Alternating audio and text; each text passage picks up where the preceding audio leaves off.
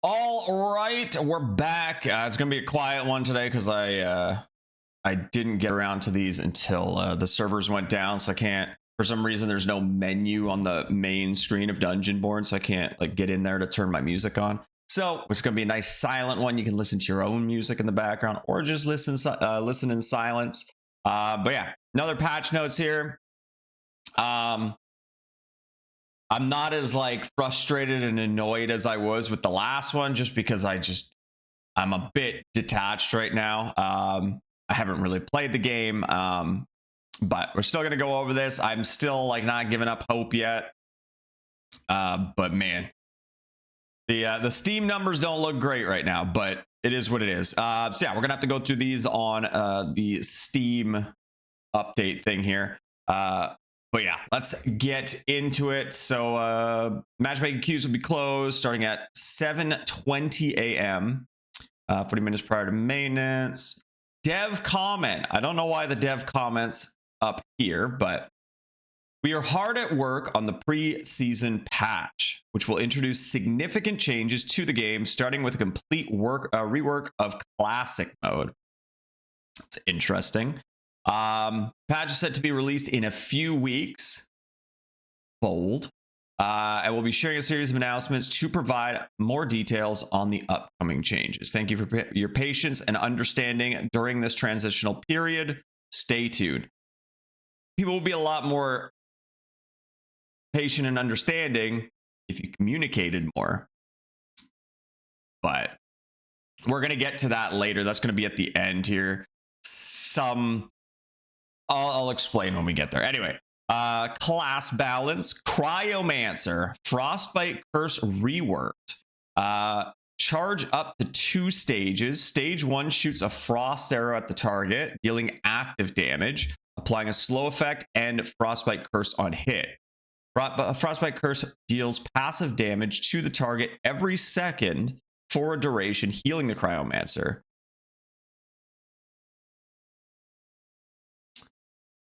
So from what I understand, with that stage 1, shoots a frost arrow is the change. So it sounds like it's not just point and click with it anymore. It's potentially an actual projectile, which is good. Makes it a little less free. I don't know how fast it's going to travel or anything like that, so that could be a factor, but we'll see how that plays out. But yeah, otherwise it's doing the same thing, right? Deals passive damage to the target every second for duration and heals the Cryomancer. That sounds like typical Frostbite Curse. Okay, stage 2 directly applies Frostbite Curse to the target, dealing additional active damage and applying a slow after a short delay. Spreads Frostbite Curse to other nearby targets. Frostbite Curse can only have 1 stack on the same target at a time. Okay, so that's big. The stack thing. I don't play a ton of Cryomancer, so I don't really know the details too much, but I remember that being a thing where you could just like stack the curses and you just never move. Or maybe that was their storm thing. I'm not sure. Either way, making that only be able to stack once is nice. So it seems like it's going to be like the pyro fireball, fire blast, whatever it's called. Where if you start charging it up, if you do the first stage, it just shoots a bunch of little fireballs. In this case, it's going to shoot a frost arrow that does a lesser. Again, it would be nice if they'd give us details in this. Like dealing active damage. Okay, how much? Is it 20%, 30%? And how does it compare to the second stage? Because it says dealing additional active damage.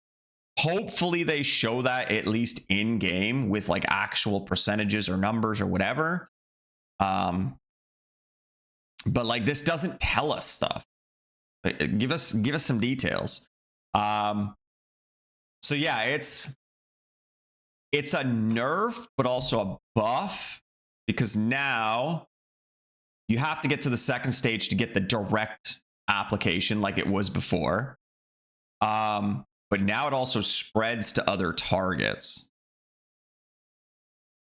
But again, there's so much information that just isn't here that hopefully we get in game. But after a short delay, what is that?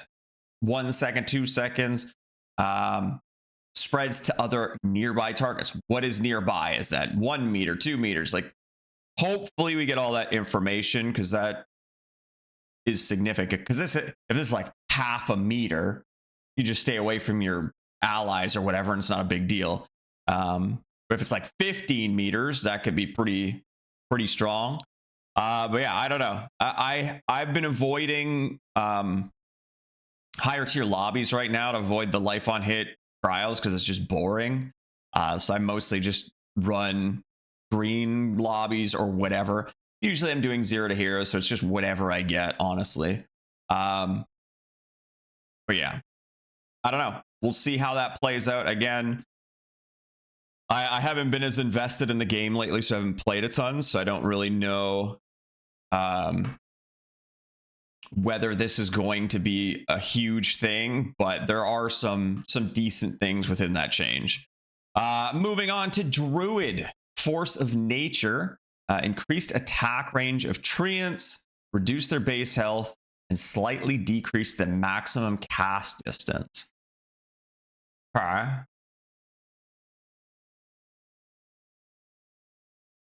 How is that going to work?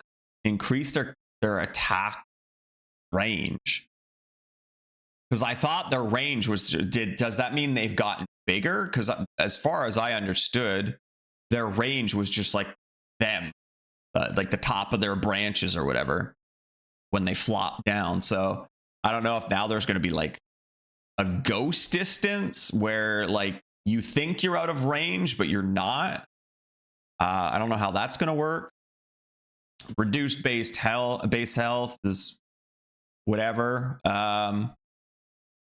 Slightly decrease the max cast distance. I don't know how significant that's going to be. The only way I see that being significant at all is like, I don't know, if you're way up on top, let's say in the castle, you're way up where the Cyclops is looking down. If you can't reach to put one on the ground, that might be significant. But I feel like for the most part, unless you're out in the open, the distance isn't really that big of a deal. You can kind of place it wherever you need to.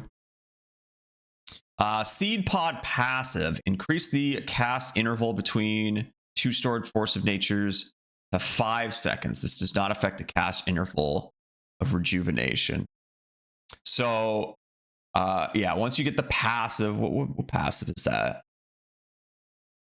Int? Or is it will? I forget. You get two charges of your treant, right?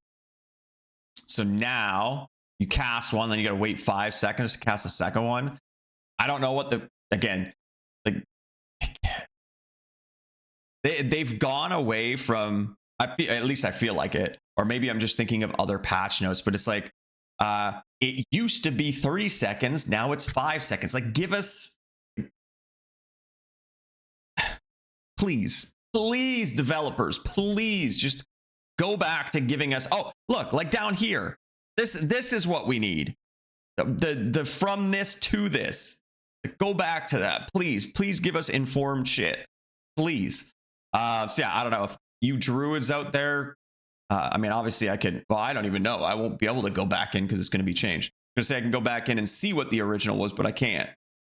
So yeah, you druid mains out there, if you remember what it is, let me know down below, because I don't really remember. But I assume it says increase the cast interval, so I assume it was less than 5 seconds. So good, I guess. They can't spam their trees as much, but I mean, it's only going to be like a second or two. I don't think it's going to be that significant. But yeah. Now this is like an overall class change, but base resistance changes. Rogue, including Mithril Shadow, and Swordmaster, increased base elemental resistance from 10% to 15%. I don't know if that's necessary, especially on Swordmaster. I feel like Swordmaster's got enough resistances, but I guess Swordmaster weaknesses, from what I've heard, I don't really play Swordmaster, is usually like casters. So maybe that is necessary, but we'll see. Actually, thinking about it now, that actually helps them against DKs too, because the DK aura is an element, shadow element, so that's going to give them even more resistance against that, on top of their 50% damage resistance from their stupid little spinny swords. Druid reduced base physical resistance from 10% to 5%. Okay, so they're not, when they're in their little panther form jumping in there, they're going to be a little bit squishier.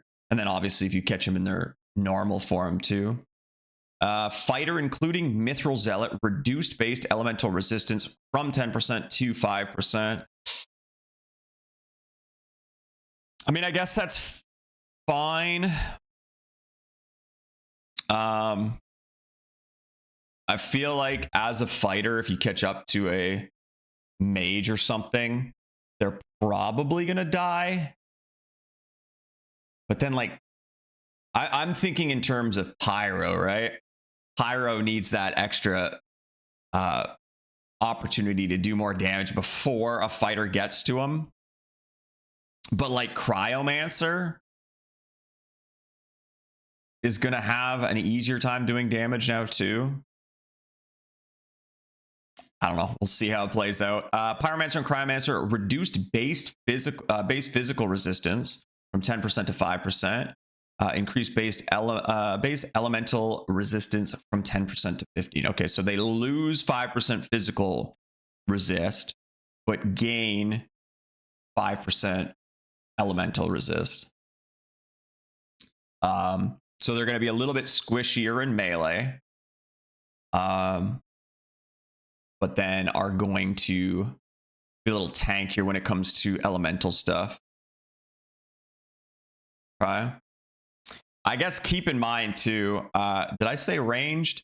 I don't think I did. I just said, I don't know what I said, but like crossbows are physical damage. So they're going to be a little more susceptible to crossbows as well. And with the fighter change, with the bleed, there's been a lot more crossbows running around. And then obviously rogues using the crossbows all the time too. Speaking of the fighter change, I don't know if I don't think I went over it in the last patch notes, because it was before I got to play it, right? It feels like it's a super off topic, but it feels like such a weird ability on a fighter, because it's tied into your shield passive too. So your stamina passive on a fighter, when you use Whirlwind, when you use Battle Cry, give you a 200-point shield, right? Which makes sense, because Battle Cry, you're about to go into melee. Whirlwind, you're already up there. But it's very strange having this bleed when you're using a crossbow and shooting people with it. It's very weird to get a shield when you're like far away. It's an 8-second shield, so you can still kind of close the gap and make use of it. But yeah, when you're playing like a ranged type play style with fighter, very interesting. It's nice though, because it does, like, you shoot them and it slows them. If they run away, they take more damage. It's nice because it lets you get in as a fighter, but it's super weird having that shield passive attached to it. Again, super off topic here, but it'd be interesting if they kind of branched out with some of these passives and made it so you could apply it to different abilities rather than them being attached to one slot, right? It'd be nice if you could attach it to an actual ability. So then if I'm using that bleed, and I don't really want the shield passive on there, I could maybe attach it to like my dash or something, just so I get a little bit more control over how I how I use those passes, but I don't know. I don't know if the game's in a state to be going that much off the current path right now. Moving on to weapon balance, lightning staff. Oh boy, the super annoying spammy shit. Increase the interval between each lightning strike and storm call.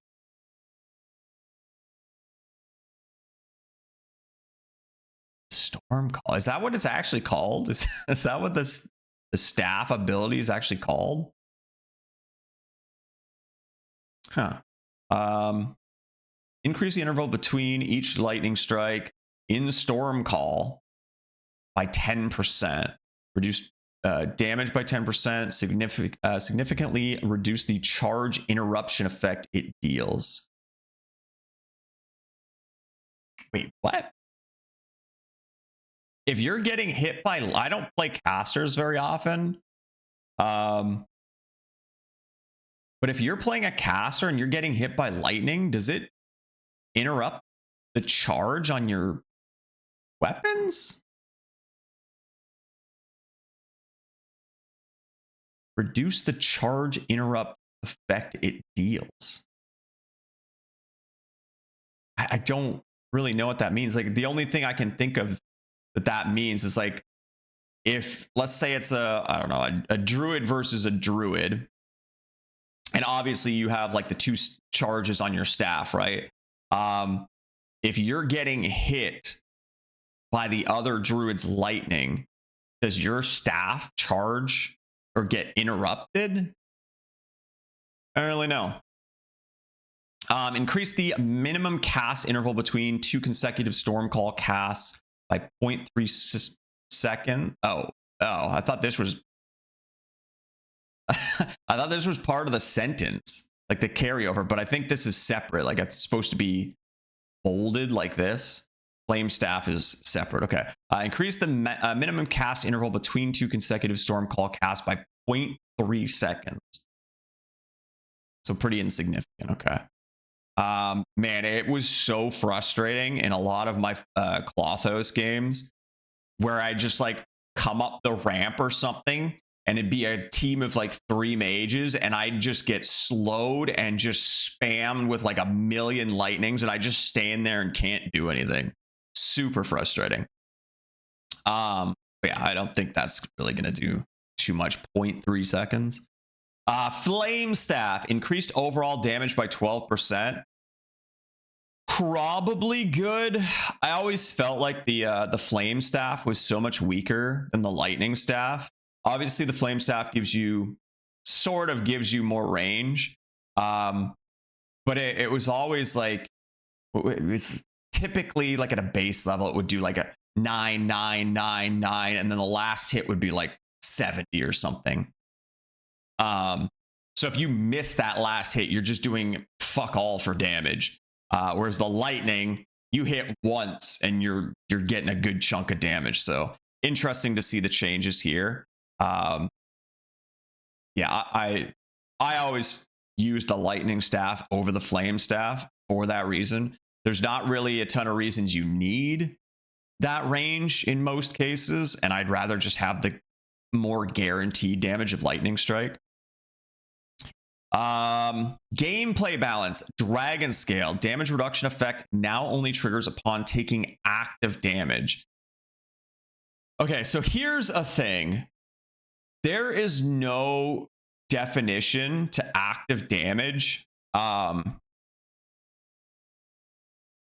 aside from just like just I don't know, just guessing basically. So I remember I was testing either Force of Trinity or Storm Rage or something, because a lot of those set bonuses, it's like deal unblocked active damage or something along those lines. And I was testing things, and so like the lightning strike from the lightning staff would proc it, but something like the pass or the aura of the DK's aura that wouldn't proc it. So But then like other things you would think would be passive and not active triggered it as well. It's really weird, but I assume active damage is going to be like a melee hit, obviously, or in this case, I guess staff ability hits. So like lightning staff or flame staff. Something you actually have to actively do, right? So, I mean, that's probably good. I think that was one of the reasons I didn't really like Dragon Scale before, is because like you trigger off some like, I don't know, like a DK's aura. You take that little tick damage and it triggers it and then it's gone. I don't think this is going to make me like Dragon Scale anymore. Just because you take, what is it? It's 50% less damage, right? Something like that. So like, it's nice if you're going up against somebody that does like big chunky hits. Reducing that initial hit is nice, but for the most part, I feel like just other passives are better. Others. Rogues will no longer hear their own footsteps in first-person view while stealth.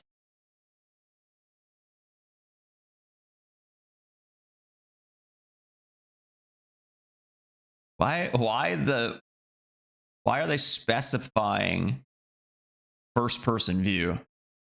The only time I can think of that you're not in first person is when you do like the jump back, the quick plays or whatever. I mean, I guess that's fine.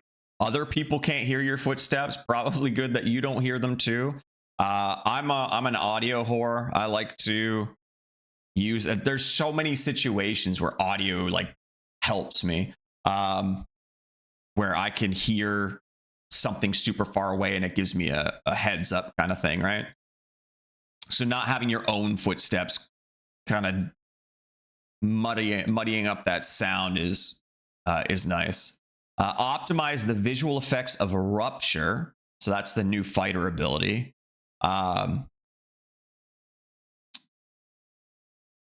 Whatever. I don't know if it looked bad before. I don't really remember. Bug fixes. Fixed an issue with the health of treants summoned by druids was abnormal in certain situations. Oh yeah, fixed an issue where the health of treants summoned by druids was abnormal in certain situations. I guess they just weren't getting the right health. I don't know. Fixed errors with the visuals and sound effects of Frostbite Curse in certain situations. Fixed an issue with the refresh mechanism of the merchant's free cloudy life essence. Okay. And then localization stuff. Okay. All right. I mean, there was a little bit more there than there was last time, which is nice. Yeah. Okay. It's something.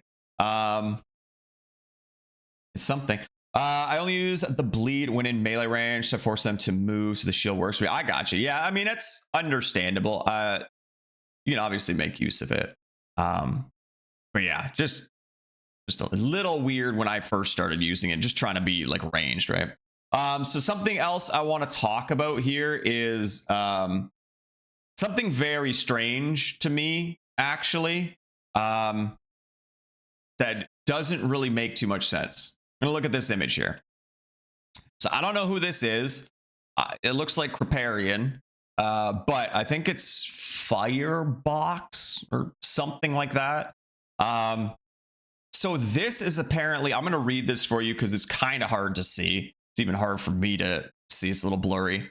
Is it Firebox? Okay. So apparently he's got like an in with the devs or something and actually gets communication. I have no idea if this is true or whatever. I don't feel like he'd make it up. But apparently this is something Hellborn Blade. What's his name? Hellhammer. Hellhammer. Apparently this is something Hellhammer had said, who is one of the devs. So the thing to me is it's so strange that the only real communication it feels like we're getting right now is like secondhand through a content creator. Like it's nice to, I mean, I'm biased obviously, but it's nice to have like content creators go over the stuff and talk about things, but like to have this weird like secondhand information coming from a dev to one content creator is very strange to me. Like if they were communicating this stuff to the community, oh, hold on, that's not what we wanted. If they were communicating this stuff to the actual community and not just like randomly to one content creator, because obviously this information is out there, so it's not like it's a secret. So why not just talk to your community? Give this shit to your intern or your fucking 5-year-old kid and get him to post it on Twitter. I don't know if 5-year-olds know how to tweet, but like get this shit out to the community. Like this stuff is huge. The stuff that's in there is absolutely huge. And like, if you're communicating this stuff to your actual community, like if you're not looking for this shit, like who, I mean, I don't know him. So I never saw this through like him himself. This was posted in the Discord, but like, if you are not like super in touch with the game and staying up to date with everything, how are you supposed to know this stuff? Like this is huge stuff in here. So let's go over this. In consideration / still, this is like, I'm going to show you guys something real quick. I don't remember where it is. Beautiful light dev timeline. I want you guys to see this thing. Just as an example. So this is a game, I talked about this in the last video super briefly. This is a game I'm very much looking forward to, and their dev team is very open and honest. They communicate a ton. They're fucking fantastic. More devs need to be like the Beautiful Light team. And they're a small team too, so don't give me the fucking bullshit about, oh, it's a small team. They can't do it. Shut the fuck up. Yes, they can. They choose not to. These devs here have a dev timeline website. So you go here and it shows you all the shit that they're working on, what version they're on, if it's in a concept phase, if it's complete, they got their backlog. This is all the stuff they're working on and you can actively see it. It's fucking fantastic. And the problem is this is what that looks like in text form, obviously, but like in consideration, still discussing internally. I'm not saying they have to do like a website like that, but like this is stuff they could be communicating to the community. And it's something I've complained about, is that we have nothing to look forward to right now because there's no information. We don't know what they're working on. There's nothing. Even if it's like basic shit in the future, it's nice to, even if it's an idea, to let us know that they have ideas. It's nice. Anyway, in consideration, still discussing internally, can't say for sure. So that's like the disclaimer part of it. No legendaries or uniques in casual mode. That's a huge thing I've seen people complaining about, is that people will go in like full greens, but they'll have a dice rolled legendaries. I still think dice are fucking stupid. But yeah, no legendaries or uniques in casual. I personally don't do that shit because it's fucking stupid. I don't even dice. But yeah, that's potentially a nice change. Capping casual gear to blues and increasing green / blue casual loot drops to more common. Mini bosses and bosses drop purples. Bosses, a very small chance for legendary, higher chances in classic. This right here, the boss is very small chance for legendary.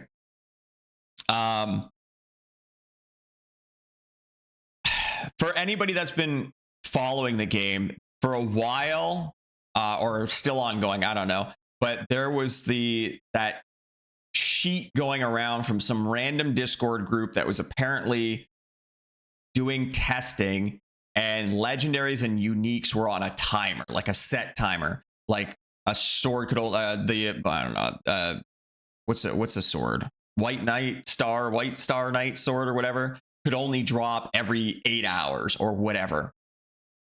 That was the rumor going around. I don't think the devs ever talked about it. But yeah, that was the rumor going around, and they decided to just not address it at all. But this is saying bosses have a very small chance for legendary. So I don't know what that means. If are they saying that is it changing away from that timed thing now? So now there's a chance that bosses drop it. It's not on a timer. Or are they just like, is this how it's always been? I don't know. I just don't know. But like, this seems like something new. Bosses have a very small chance for legendary, as if it wasn't a thing before. So I don't know. I don't really know what's going on here. And they've never really let us know.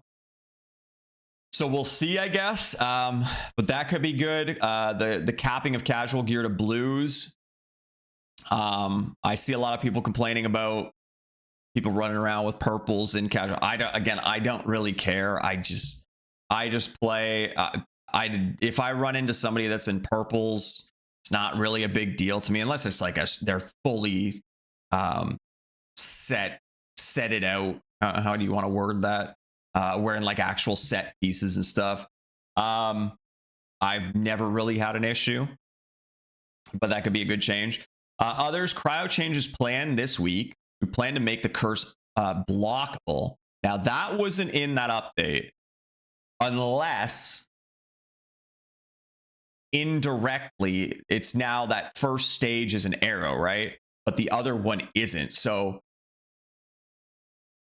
part of it is blockable, but it's also not blockable if you charge to stage 2. So I'll see if we can move the server from US West to US Central, but there's limitations out of our control. So that's a pretty big one too. So for those of you who don't know, I don't even think I went over it when I talked about it in the patch notes, because it wasn't really an issue at that moment, because I did it right away, right? They merged all the US servers and the South America server into one server. So the South American community was getting absolutely screwed, and having like 200 plus ping. And I was getting like 80 plus ping when I normally get like 30, 40 ping. And it was what I thought. It was actually that the server was West Coast US. I'm East Coast myself, so I had a feeling something like that was going on. So it's nice that they're looking to do something about that. As for South America, I really don't think we can find a perfect solution. There's simply not enough players to support matchmaking in that region, so we had to merge. I'm very curious when they made that choice, and if South America was always an issue with not having enough players, or if it's because of the shitty state this game has been in for so long. And obviously the game's player base has dropped significantly in general. So yeah, curious there. Yeah, that it doesn't sound like they have a solution for it at all right now. So preseason patch changes. Dynamic hot zones in the map that give PvP incentives, such as a locked safe. Every game will be different as you need to pick your route and balance risk versus reward. If you aren't risking enough, you shouldn't be heavily rewarded. Introducing high value sellable loot to chase for, which only spawns in hot zones. that sounds like it's just going to be, well, I don't know. We already have like treasures, right? The cups and shit like that. So I don't know what high value sellable loot is necessarily going to be. But the hot zones could be interesting. But yeah, I know a lot of people have been, I think this is going to piss some people off too, because there's a lot of people that hate the PvP in this game. They've come to this game expecting to just PvE, and this might piss them off because they're not going to be able to just like loot really well without risking PvP. So we'll see how that goes over. But the hot zones, dynamic hot zones, could be interesting. Reducing the amount of regular mobs, buffing loot for elites and bosses in Classic, making them worth killing. Currently, elites drive players away instead of grouping them. I definitely agree with that, and that might help those PvE folks a little bit more. More regular mobs. Not that the loot's good on them, but it's going to make it so you probably won't be able to just like run through them as much without dealing with at least some of them. And then, yeah, like I don't remember the last time I went after like the Cyclops, for example. I used to go after the Cyclops every single game because there's just something to do. But then there's no loot to be made there. You spend all that time fighting the Cyclops and you get fuck all from it. And then the chest sucks too. So yeah, you're usually better off just going after players and killing players. That's the thing, is like killing players. A player is a curated loot pinata. They're only picking up the best stuff. They've only brought in the gear they want, right? Why am I going to go kill a random skeleton or a goblin or whatever for potentially garbage when I could just go after players and get curated loot? So yeah, even elites, like there's no reason to spend that time. I can spend that time looking for players to kill. Map layout changes, such as more than one Cyclops ramp to stop camping on the castle. I've mentioned this in the past in some of my idea videos, is that it sucks that not quite in this context, but it sucks that there's just that southeastern ramp to get up to the Cyclops. If you spawn in the north, you gotta come all the way down to get to it. So I had said I'd like to either see another boss up north on castle, or another way to get up to that part. And I can think of a spot too, 100%. There's I can't really, I'm trying to think of if there's like a quick video or something I could find for it. But for those of you, you'd have to kind of know the game fairly well. But there's a spot on the east side of the map. There's like a ruined church castle thing, and you can hop up the castle. You climb the ladder and then hop up the bricks and stuff, and you can get up to the top part of the northern-ish area of the map. As you're going up, there's like the little hangy lift thing with a chest on it. If you're looking up from the church to the left, there's like a balcony. You could make it so like there's a path up to that balcony, and you have a hallway that kind of leads up to that Cyclops bit. And that would help people kind of in the north get up there a little bit easier too. So yeah, that could be a good thing. A lot more progression other than upgrading your heirlooms. That's something I've been talking about in my videos too, whether it's a prestige system or quests or something to do, something to aim for, because right now there's just nothing. The economy is also getting completely redesigned. In general, players will make less gold on average per run, but each successful extraction will feel more exciting and rewarding. Fun fact, counting in the 40 to 50% extraction rate, currently players make a net profit of thousands of gold each run on average. This means making gold involves no risk at the moment, and we don't think it's healthy for the game. And that's true. I don't really have an issue with money personally. But yeah, now here's a big one. More dev communication soon. Silently work. It's a little ironic that this is like, it's communication, but it's not like to the community. It was given to this guy who's now doing the job of a community manager and getting it out. Weird. Like, why didn't, not to call Nico out, but why wasn't this information given to Nico, who's the community manager, to then formulate into an actual, not text document on some streamer's stream? What are you paying Nico for? Are you paying Nico? Like, it's so strange. So strange. Anyway, silently working on game changes that don't silently work on shit. You don't need to silently work on shit. Have your people work on it, but you need somebody not silently communicating shit to people. But yeah, silently working on game changes that need reworked internally, hopefully within the month. Actually, did I read that? Is it in here? Yeah. They're talking about the patch set to release in a few weeks.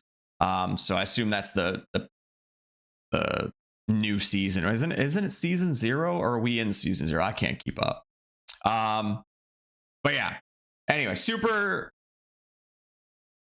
strange. Super strange that that's how we have to get that information from a random screenshot from it. And the only reason I saw this is just because it happened to scroll past in the Discord.